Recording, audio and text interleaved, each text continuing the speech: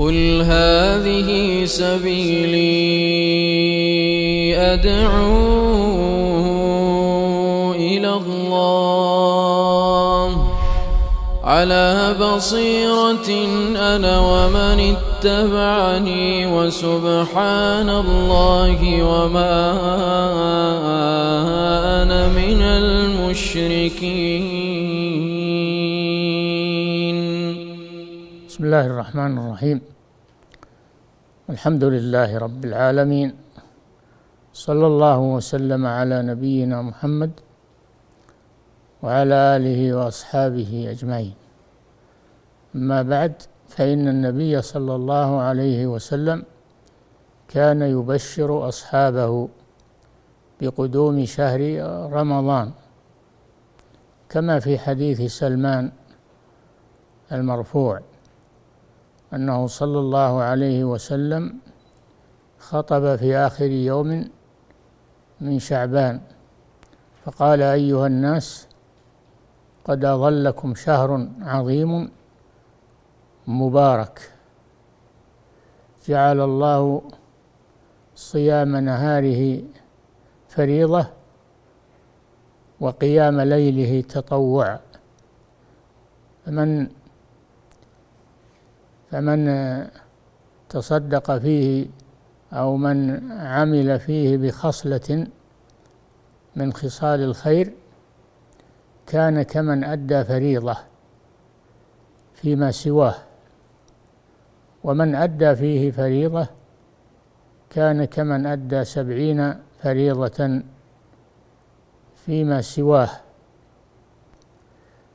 فهذا حديث عظيم استقبل به النبي صلى الله عليه وسلم شهر رمضان،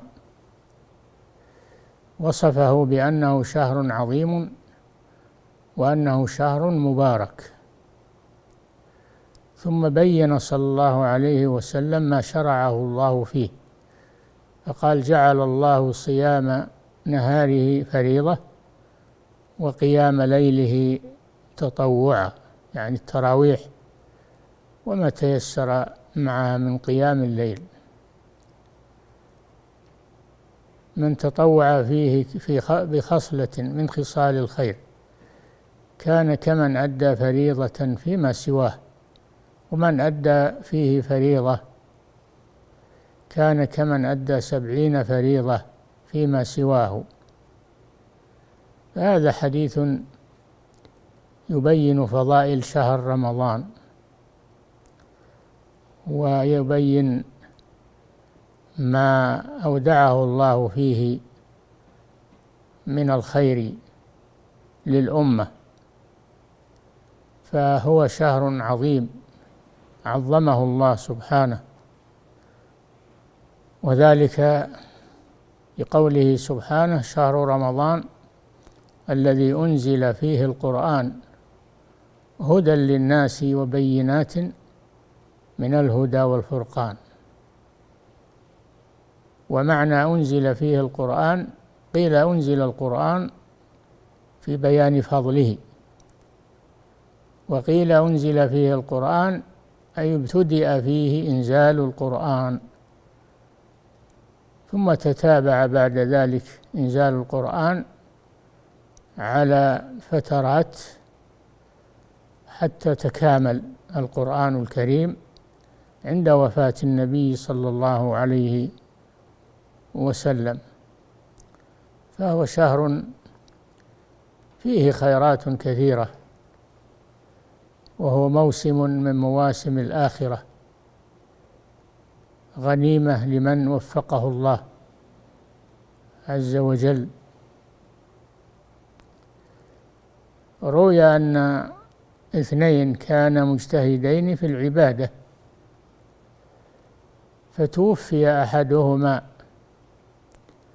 وبقي الآخر، فرؤي الذي تأخر موته سابقا للأول، فتعجبوا من ذلك. قال النبي صلى الله عليه وسلم: أليس قد أدرك شهر رمضان وصامه؟ قالوا بلى. قال أليس أدرك ليلة القدر وقامها؟ قالوا بلى. قال والذي نفسي بيده إن بينهما لكما بين السماء والأرض. وهذا يدل على فضل هذا الشهر وبيان ما أودعه الله فيه من الخير. الحمد لله، صلى الله وسلم على نبينا محمد وعلى آله وأصحابه أجمعين. قل هذه سبيلي